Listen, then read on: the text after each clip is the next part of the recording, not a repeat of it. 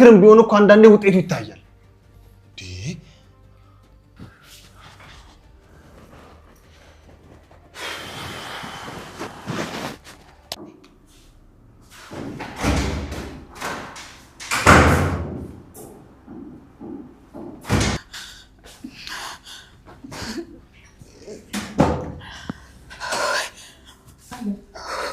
ቆይ ምን አጥፍተሽ ነው ወንድማማቾቹ ባንቺ ምክንያት ተጋጨት?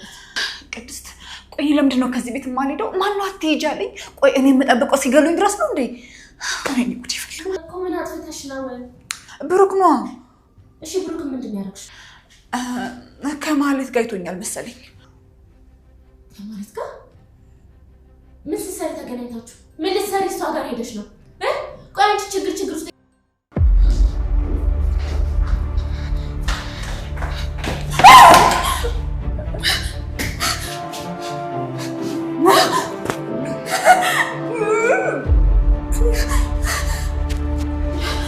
ስሚ ከልጅ የሚበልጥብኝ ነገር ማንንም ሰው የለም። አሁን ቤቴን ለቀሽ ውጪ። ቅድስትን እንደሆነ መቼም አታገኛትም። ዛሬ እጅን አነሳባት አይደል? ፈርመን ብንሰጥ ኑሮማ ሲጣርጋ ትገላታለህ። እንኳን በጊዜ አካለጠ። መቼም አታገኛትም። መቼም ውጪ። ቅድስ አስወጫት። ስሚ ከምሳሌ የሚበልጥብኝ ምንም ነገር የለም። ልጄ አንድ ፍሬ ናት። እሺ በሷ ከመጡብኝ ማንንም ቢሆን አልሰማም። ውጪ። ቆይ ምን ብለሽው ነው? አይ ታዩ። ሰላም እንዴት ናችሁ? በያላችሁ በሰላማችሁ በዘት ይበልልኝ። የምሳሌ እና የቅድስት አድናቂዎች እንዴት ናችሁ? አለምዬ እንግዲህ ተንኮልና ስራዋ ተጋልጧል ማለት ነው። ብሩክ ከማህሌት ጋር ተገናኝታ አይቷታል። እንዲሁም ደግሞ ማህሌት መግቢያ መውጫ አታ እንደዛ ስትሯሯጥ ስታዩት ምን ተሰማችሁ? ፊት ለፊት ያገኛታል። አሁንም እንደዛው ወደ ኋላ ትመልሳለች፣ ደግሞ ፊት ለፊት ያገኛታል እና እንደማይገላት ነው የነገራት ብሩክ። ይገለሽኛል ሲላት አወገደ ይሃለው ብለዋለች።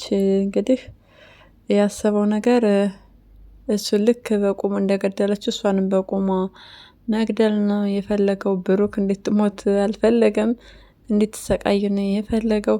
ነገር ግን ታረቀኝ፣ እረፍ፣ እዚህ ነገር ውስጥ እጅህን አታስገባ፣ እሷ መሞቻዋ ተቃርቧል፣ ስራዋ ያስገድላታል እያለ ነው።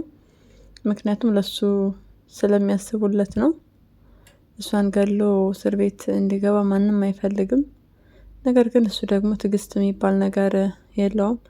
ለራሷ ሞቷ የቀረበ ሰው ነች። ስለዚህ ብሩክ ከዚህ በኋላ ማህሌትን እገላለሁ የሚል ሀሳብን ትተህ ልጅህን ማሳደግና ኑሮህን መኖር ነው ያለብህ። ያው በጣም ያሳዝናል ልጅ መውለድ አለመቻልህ። ልጅ የቤት ድምቀት ነው። ልጅ የቤተሰብ የቤት ማድመቂያ ቅመም ነው። ነገር ግን አንተ ምሳሌ አለችህ። ምሳሌን እንድባርክልህ እንመኛለን። ነገር ግን ደግሞ ቅድስት አግብታ መውለድ አለባት። እኔ የልጅን ጣምና ፍቅር አውቃለሁ። እሷ እድሜዋን በእኔ ጋር ሆና መጨረስ የለባትም እያለ ነው። ትክክል ነው ብሩክ። ቅድስት ሌላ ወንድ ማግባት መቻል አለባት። ነገር ግን ቅድስት ደግሞ የምታፈቅረው ብሩክና ብሩክን ብቻ ነው። በጣም ያሳዝናል። የሰማችው ነገር እንግዲህ ከባድ መርዶ ነው። ወንድ ልጅ መውለድ አማረይ ምናምን እያለችው ነበር ባለፈው። እሱ ደግሞ መልስ አቶ በጣም አንገቱን ደፍቶና ተሳቆ ነው የወጣው። ስለዚህ ከዚህ በኋላ እውነቱን አውቃለች ማለት ነው ቅድስት። እንግዲህ ቀጣይ ትሄዳለች አትሄድም? ምን የምታደርግ ይመስላችኋል? ቅድስት ብሩክን ትታው አትሄድም። በቃ እንደሆነ ይሁን ብላ አብራ ነው የምትኖረው። ባለመውለዷ ተስማማለች። ከእንግዲህ ብሩክን ትታ የመሄድ እቅድም ሆነ ሀሳብ አይኖራትም። ልጅ መውለድ ስላልቻለ ብቻ ትታው እንድትሄድ እሷ ህሊናዋ አይፈቅድላትም። ምክንያቱም ደግሞ በጣም ነው የምታፈቅረው። ከሱ ውጭ ሌላ ወንድ አፍቅራ በቃ መኖር እንደማትችል ነው የምታስበው።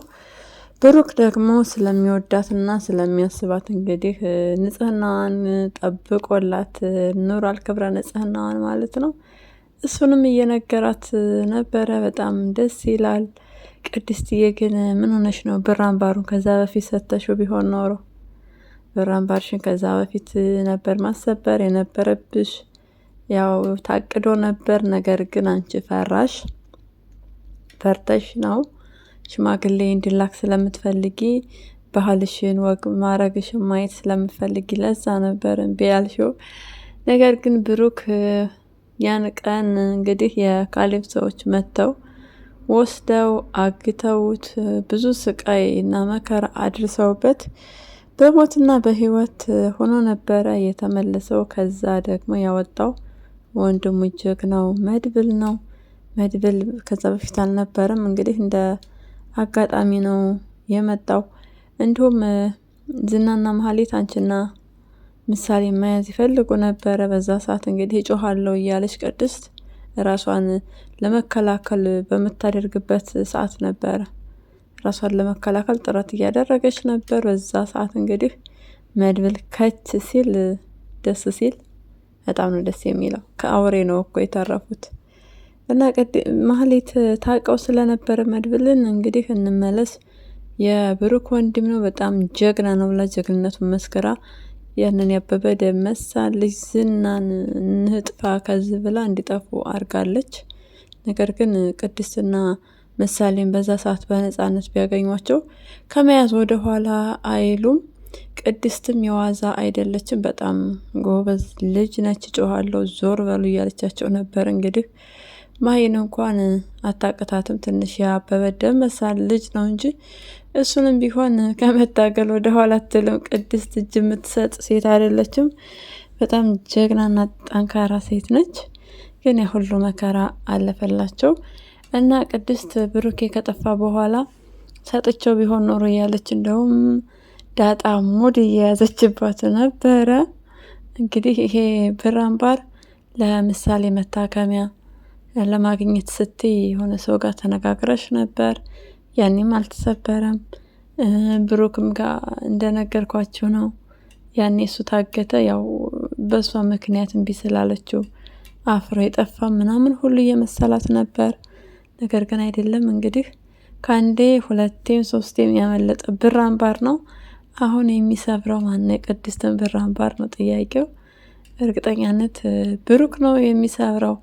እንደምንም አድርጋ ብሩክ ጋር የምትቀራረብበት መንገድ ትፈጥራለች ቅድስት። ከዛ በኋላ ደግሞ ግንኙነት ካላቸው ከታወቀ እንግዲህ የመውጣት እድሏ ጠባብ ነው። ብሩክ በዚህ ጉዳይም እንደሚጸጸት ግልጥ ነው። አይፈልግም እሷ ጋር ግንኙነት ምናምን ነገር፣ ምክንያቱም ከነ ንጽህናዋ ነው ሌላ ወንድ አግብታ እንድትኖር የሚፈልገው። ይሄም ደግሞ ስለሚወዳትና ስለሚያከብራት ስለሚያስብላት ነው፣ ለሌላ ነገር አይደለም። አለም እንግዲህ በጥፊ ሞቅ ደመቅ አድርጎ ተቀብሏታል። አለምዬ እንዴት ነው ተመቸሽ ወይ? ጥፊው እንዴት ነው? በጣም ነው የተመቸሽ በእርግጠኛነት። ግን ሊያቀዘቅዝሽ አልቻለም። ይደገምልሻል። አሁን እጁ ላይ ስለወደቅሽ እንግዲህ አንገትሽን ነው የሚያንቀልሽ። ብሩክ ራሱ ጋር አይደለም ራሱን እንደ መሳት እያደረገ ነው። ብሩኬ ያለበት ችግር ይበቃው ነበረ። በአንድ ልጅ ሆነ የመጣሽው በአይን በብረቱ። አንቺ ተይ ስትባይ አትሰሚም እንዴ? ቆይ ምን ሆነሽ ነው ግን አለምዬ? ኧረ ተይ ስነ ስርዓት ይኖርሽ ተይ። ምሳሌን እንግዲህ ለማሳከም ብዙ ዋጋ የከፈለ ጀግና፣ በጣም ጀግና የሚባል አባት ነው። በብዙ ነገር ያለፈ ነው። ነገር ግን ደግሞ ምሳሌ ድቃላ አይደለችም። አለም ለንግግርሽ ልክና ለኬት ብታበጅለት መልካም ነው። ምሳሌ በስነ ስርዓትና በክብር የተወለደች እንቁ የሆነች ልጅ ናት። ስለዚህ አይደለም በሱ በእኛ አይን ራሱ መተሻል፣ በእኛ አይን ጭምር ነው የመጣሽው። ምሳሌን ምንም እንድታደርጊያት ምንም እንድትናገራት አንፈልግም። ምሳሌ ሰው በጣም ነበረ የምትወደው። እንግዲህ ማሄ እንደዛ እያሰቃየቻት ብዙ ነገር እያደረገቻት በዛን ነገር ሁሉ ሳትጣላት የሚታያት በቃ መልካምነቷ ብቻ እንጂ ክፋቷ አይታያትም። አንድም መልካም ነገር ሳይኖራት ክፉ ነገርና ክፉ በቃ ድርጊት እያደረገችባት እማዬ እያለች ነበረ የምትጠራት በሚያሳዝን ሁኔታ። ግን ማሂ ደግሞ የሚራራ አንጀት አልነበራትም። ከቤት ከወጣችም በኋላ ብዙ ድራማዎችን ሰርታለች። ማሂ እንግዲህ ሰው በመቅጠር እዝጋ ስቀመጥ ልክ ሽንትህን እንደምትሸናቢ ሰው ሆን እያለች ሁሉ ያን እየተጠቀመች ወደ ብሩክ ቤት እየገባች ነበረ። ብሩክ በአዘኔታ እያስገባት ነበረ በምሳሌ በልጅ ስትለው። ነገር ግን እሷ ቤት ከገባች በኋላ ልጁን ለማጥቃት ነው እንጂ መልካም ነገር ለማድረግ አቅዳ አታውቅም። ብዙ ነገር አደረገች፣ አሳገተቻት ልጅቷን። ያንን ነገር ሁሉ ምሳሌ ታውቃለች። ነገር ግን አንድም ቀን ጠልታት አታውቅም ነበረ። አሁን ላይ ግን ምሳሌ አለምን በጣም ነው የጠላቻት። የአለም ንግግር እየጎዳት ስለሆነ ነፍስም እያወቀች ክፉና መልካሙን ነገር እያወቀችም ስለመጣች ልክ በቃ አለም ተነስታለች፣ አለም አለች እንዴ ማለት ጀመራለች። አለም ባለችበት ቦታ ሁሉ መገኘት አትፈልግም ምሳሌ። ስለዚህ አለምዬ በትህትና ቤቱን ለቀሽ ብትወጪ መልካም ነው። አንገትሽን አንቆ ብሩክ ከምትወጪ በሰላም መውጣት መቻል አለብሽ። ምክንያቱም ደግሞ ምሳሌ በሰላምና በነፃነት መኖር መቻል አለባት። በቤቷ መሳቀቅ የለባትም። ሰው ቤት መተሽ የሰው ቤት አታምሽ። ቅድስት ደግሞ በጭራሽ ምንም ብታያት ከዚህ በኋላ አትሰማሽም። ስለዚህ እርምሽን አውጥተሽ ለራስሽ እዛም ተራገጥሽ። ከፈለግሽ እንደ በቅሎ ብሎሻል መድብል፣ እንደፈለግሽ ተራግጠሽ ስትፈልጊ አግቢ፣ ስትፈልጊ ወደምትገቢበት ግቢ። ነገር ግን እነ ብሩክን የራሳቸው ችግር ይበቃቸዋል። አንቺ ሌላ ተጨማሪ ችግር አትሆኚ። ማሂ እውነቱን ተናግራለች። እንግዲህ ከአለም ጋር ነው የነበርኩት፣ አለም ቅድስትን እና ብሩክን እናለያይ እያለች ነው ብላ ተናግራለች። ይህን ደግሞ ብሩኬ ያውቃል። ይበልጥ ደግሞ ከማሂ አንደበት ሲሰማ ያው ግልጽ ይሆንለታል ማለት ነው። ክፋትና ተንኮሏ በጣም ነው የሚያሳዝንና የሚከብደው። ማሂን እንደዛ ታማ እያየቻት ነይ ብላ የቀጠረቻት ውጭ ላይ ነው። ይህን በመሆኑ ደግሞ እንዲጋለጡ አንድ ረድቶታል ብሩክ። ሲቀጥል ማሂ ታመሽ እንደዚህ እንኳ ራሱ ይገርማል። አንዳንድ ጊዜ የሆነ እድል ነው ምንድን ነው የሚባል በቃ አለ አይደለ? ታማ እንኳ ራሱ ክፉ ነገር አድርጊ እየተባለች ከክፉ ነገር በቃ የማትወጣ ሰው አስቡት። አሁን እያስገደደቻት ነው አለም። ታይ እኔም ከፋይ ነበርኩ፣ እኔም እንደዚህ ነበርኩ ታይ እያለች እየመከረችና እየገሰጸች ነው። እንግዲህ ጥሩ ነው ማሂ። መቼም ከዚህ በኋላ ከልብሽ ሆነሽ ብሩክን እንደማትዳፈሪ ተስፋ እናደርጋለን። እጅሽ ደግሞ እንዲሻልሽ ምኞታችን ነው። ቢያንስ እንኳን ጤናሽ ተመልሶ መስራትም ከቻልሽ ስራ ሰርተሽ እንድትኖሪ የእውነት ከልባችን ነው የምንመኝልሽ። ከዚህ በኋላ መቼም ስህተትና ክፋትን የምታደርጊ አይመስለኝም። ያይሽኑ ሰው እንዴት እንደራቀሽ፣ ብሩኬም እንደጨከኑት እንደዛ ድብድብ እንዴት እንዳደረገሽ፣ ካሌብም አንቺን ከማጥፋት ወደ ኋላ አይልም። ታውቂያለሽ፣ ታረቀይ ነግሮሻል ካሌብ እንደላከው እንድትገደይ። ስለዚህ ከዚህ በኋላ የሚያዋጣሽ አንደኛ ሰፈርን ለቀሽ መሄድ ነው። ሁለተኛ ነገር ደግሞ ስራ ሰርተሽ ለመኖር ነው። እንግዲህ ምንም ማድረግ አይቻልም። ትላንትን እያሰብሽ ዛሬሽን ማበላሸት የለብሽም። ትላንት የቤት እመቤት ነበርሽ፣ ዛሬ ደግሞ በቃ ራስሽ ጥለሽዋል። ስለዚህ ስራ ሰርታ የምትቀየር ሴት መሆን መቻል አለብሽ ማለት ነው። ብሩክም ደግሞ ቅድስትን ከዚህ በላይ መግፋት የለብህም። አፈቅርሃለሁ ካለችህ አንተም ስለምታፈቅራት ፍቅሯን ተቀብለህ መኖር አለብህ። ለነገው ደግሞ ፈጣሪ ያቅላቸዋል። ስለቀጣዩ ጸበል ብትሄድ የተሻለ መልካም ነው። ያው ምናልባት የሚቀየር ነገር ሊኖር ስለሚችል ስለዚህ ተስፋ መቁረጥ የለብህም። ትላንት ቁመህ መሄድ አትችልም ነበር፣ ዛሬ ቁመህ ትሄዳለህ። ትላንት ግንኙነት ማድረግ አትችልም ነበር፣ ዛሬ ግን ማድረግ ትችላለህ። ስለዚህ ይሄ ለአንተ ለህይወት ትልቅ ለውጥና ትልቅ ምሳሌ ነው። ስለዚህ ነገህን በተስፋ ተጓዝ። መድብል ደግሞ ሰገን ፍቅረኛህን አግኝተህ ወደዚህ ድራማ እንደምትመጣ ሰገን እርግጠኛ ነን ትመጣለች፣ ዛት ትመጣለህ። አንተ ጀግና ስለሆንክ ያው በያለበት እንግዲህ ፍልሚያ ነው ስራ። መልካም መፋለም ይሁንልህ መድብልዬ። ከድል ጋራ ድል ለአንተ ነው የሚገባህ። ድል እንድትላበስ መልካም ምኞታችን ነው። አለምን ደግሞ በጣም እየተጫወተባት ነው ያለው። ቅድስት እንግዲህ ማመን አቅቷት እንዴ አይኔ ነው እንዴ ብላ አይኗን እያሸሽ ነበረ። ነገር ግን ቅድስትዬ አይንሽ አይደለም እንደምታስቢው ወይም እንዳየችው አይደለም። ያው መድብል ማንኛውንም ሴት ሊወድና ሊያፈቅር አይችልም።